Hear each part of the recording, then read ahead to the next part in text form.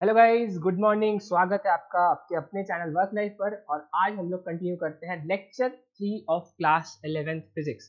ठीक है, इसमें हम लोग ने जानना है मेजरमेंट प्रोसेस क्या होता है और एक फिजिकल क्वांटिटी किसे बोलते हैं। तो इसी पे बेस्ड अपना सारा ये वीडियो होने वाला है। तो आप लोग अगर आप लोग चैनल पर न्यू है तो गाइस सब्सक्राइब कर दीजिए, वीडियो को लाइक कर दीजिए और अपने फ्रेंड्स में भी शेयर कर दीजिए। ऑलराइट, तो हम लोग स्टार्ट करते हैं।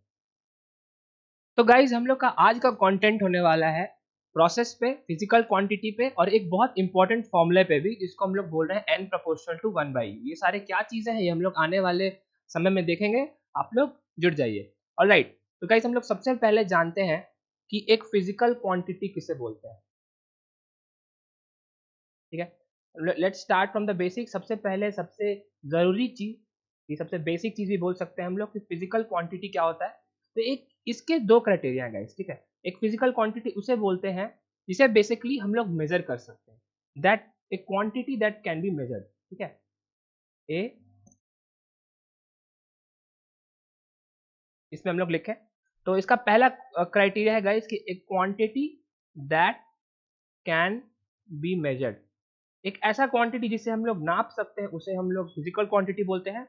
और उसके साथ एक और क्राइटेरिया आता है, it can be used in law of physics. ठीक है, used in laws of physics. Physics के लॉज गाइस इस पे एप्लीकेबल होने चाहिए, इसको हम लोग यूज कर सकते हैं। इसी को हम लोग बेसिकली बोलते हैं फिजिकल क्वांटिटी। और इसी के साथ साथ जो हम लोग का साथ साथ जो टर्म चलता आता है उसे हम लोग बोलते हैं मेजरमेंट प्रोसेस। ठीक है, मेजरमेंट प्रोसेस क्या होता है इसे भी हम लोग जानते हैं। अगेन हम लोग ने फिजिकल क्वांटिटी के बारे में पढ़ लिया, तो हम लोग मेजरमेंट प्रोसेस के बारे में जानेंगे। It's nothing but a comparison process. ये क्या है? ये एक कंपेयर करने का तरीका है, कंपैरिजन प्रोसेस। ठीक है, comparison process in which a quantity is measured is compared with some other standard quantity. ठीक है, comparison process in which a basically a physical quantity that is measured. ठीक है, अगर क्वांटिटी मेजर कर पा रहे हैं इसका मतलब फिजिकल क्वांटिटी है, हम लोग ने जस्ट पढ़ा अभी। ठीक है, एक comparison process in which quantity measured is compared with some other standard quantity.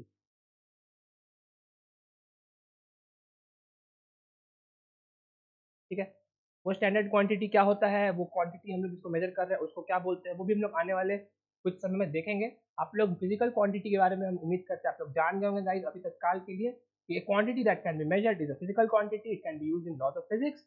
और मेजरमेंट प्रोसेस होता है nothing but comparison process in which a quantity measured is compared with some other standard quantity. ठीक है, तो इसी standard quantity से हम लोग एक इसको रेफरेंस बनाते हैं और इसी से बाकी को हम लोग कंपेयर करते हैं। इसी प्रोसेस को क्या बोलते हैं? Measurement process. ठीक है, तो हम लोग फॉर एग्जांपल स्टैंडर्ड क्वांटिटी में हम लोग बोल सकते हैं कि लेट्स से हम लोग किलोग्राम एक मास का स्टैंडर्ड क्वांटिटी डिफाइन किया है। ठीक है, तो इसके रिस्पेक्ट में हम लोग बोल सकते हैं कि हाँ किसी किसी पर्सन का वेट है या किसी पर्सन का मास है बेसिकली 50 kg। ठीक है, तो ये इसका मेजरमेंट प्रोसेस है ना। तो उसी तरह से लेंथ का हम लोग जानते हैं कि मीटर होता है स्टैंडर्ड क्वांटिटी। तो हम लोग ऐसे भी किसी चीज़ का बोल सकते हैं कि फॉर एग्जांपल किसी रॉड है या किसी सिलेंडर है उसका डायमीटर है लेट्स से 1 मीटर। ठीक है, तो ये इसका क्या हो गया 1 मीटर और 50 kg, इसका बेसिकली मेजरमेंट प्रोसेस हो गया। और फिजिकल क्वांटिटी क्या हो गया? Quantity that can be measured, it can be used in laws of physics. Alright, तो ये अपना बेसिक डेफिनेशन स्टार्ट हो गया। ठीक है, तो अब इसी पे हम लोग अगर डिस्कशन को आगे बढ़ाएं तो ये जो स्टैंडर्ड क्वांटिटी होता है ना, इसी को हम लोग क्या बोलते हैं? इसी को हम लोग बोलते हैं यूनिट। है, यूनिट बोलते हैं। एक एस जो स्टैंडर्ड क्वांटिटी जिसको हम लोग ने रेफरेंस बनाया है, जिसको हम लोग यूज कर रहे हैं मेजरमेंट के लिए, उसको हम लोग बोलते हैं यूनिट। ठीक है, तो इसी को हम लोग नेक्स्ट पॉइंट में लिखते हैं। हम लोग का नेक्स्ट पॉइंट होता है कि that standard quantity is what is nothing but unit. वो यूनिट होता है। ठीक है, और इसका एक और इसके सबसेट में आता है कि इसका रिजल्ट ऑफ मेजरमेंट होता है, उसको हम लोग बोलते हैं नंबर। ठीक है, रिजल्ट ऑफ मेजरमेंट, क्योंकि हम लोग ने मेजर किया, मेजरमेंट प्रोसेस लगाया, कोई भी हम लोग प्रोसेस लगा रहे हैं उसका कुछ रिजल्ट तो निकलेगा, है ना। उसका कुछ हम लोग उसका वैल्यू, उसका मेजरमेंट, उसका कुछ तो वैल्यू आएगा बेसिकली। इसको रिजल्ट ऑफ मेजरमेंट को क्या बोलते हैं? इसको एक पहला चीज बोलते हैं नंबर और दूसरा बोलते हैं यूनिट। ऑलराइट, ठीक है, नंबर और यूनिट क्या होता है, इससे हम लोग क्या, हम लोग का पहला इंस्टिंक्ट क्या आ रहा है ये हम लोग सब जानेंगे। ऑलराइट, तो आप लोग गाइस देखते रहिए। तो हम लोग का नंबर को बेसिकली एन से डिनोट करते हैं और यूनिट को यू से डिनोट करते हैं। यही अपना बेसिकली रिजल्ट ऑफ मेजरमेंट है। फॉर एग्जाम्पल क्या इससे हम लोग ने समझा, हम लोग किसी भी बॉडी का मास देखें, ठीक है, जैसे मास ऑफ बॉडी, ठीक है, एक हम लोग ने एग्जांपल लिया है, किसी भी बॉडी का मास है, लेट्स से हम लोग 50 केजी बोल रहे हैं, 50 केजी, ठीक है, 50 केजी 50 किलोग्राम उसका मास ऑफ एनी बॉडी है। तो इसका जो 50 है ना, यही होता है अपना नंबर, ठीक है, ये पहला रिजल्ट ऑफ मेजरमेंट है, वो क्या है, 50 केजी का 50 इज नंबर n, ठीक है। उसी तरह से जो नेक्स्ट चीज है वो होता है u, दैट इज यूनिट। जो किलोग्राम है वो है यूनिट, दैट इज व्हाट हम लोग ने स्टैंडर्ड क्वांटिटी इसको डिफाइन किया। स्टैंडर्ड क्वांटिटी हम लोग ने क्या पढ़ा अभी, स्टैंडर्ड क्वांटिटी जस्ट पढ़ा है कि एक रेफरेंस हम लोग बनाए थे मेजरमेंट प्रोसेस के लिए, उसको हम लोग क्या बोलते हैं, यूनिट। और इसी का एग्जांपल क्या होगा, 50 केजी। ऑलराइट, तो ये अपना हो गया बेसिकली स्टैंडर्ड क्वांटिटी और रिजल्ट ऑफ मेजरमेंट। ऑलराइट, तो हम लोग ने भी क्या क्या जाना, हम लोग जस्ट रिवाइज किया कि हम लोग ने फिजिकल क्वांटिटी के बारे में पढ़ा, कि quantity that can be measured, ठीक है।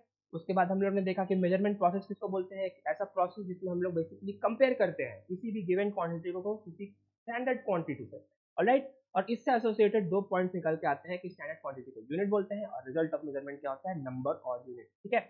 एन और यू आप लोग याद रखते हैं। ऑलराइट, तो इसी पे एक जो बेस जो लॉ है जिसपे आज हम लोग का मेन फोकस असेसमेंट होने वाला है, वो होता है guys, for a given measurement n into you is basically constant, ठीक है।